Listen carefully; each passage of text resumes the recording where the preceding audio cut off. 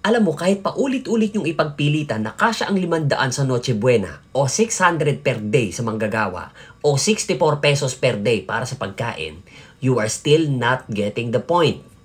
The Filipino deserves more. The Filipino deserves better.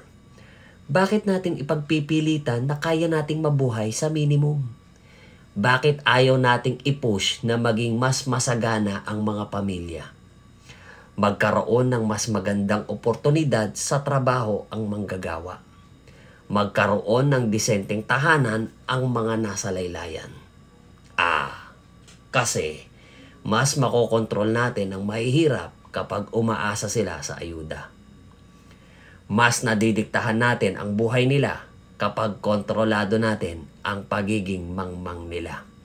Kasi nagagamit natin sila sa politika kapag eleksyon na. Yan ang tunay na problema.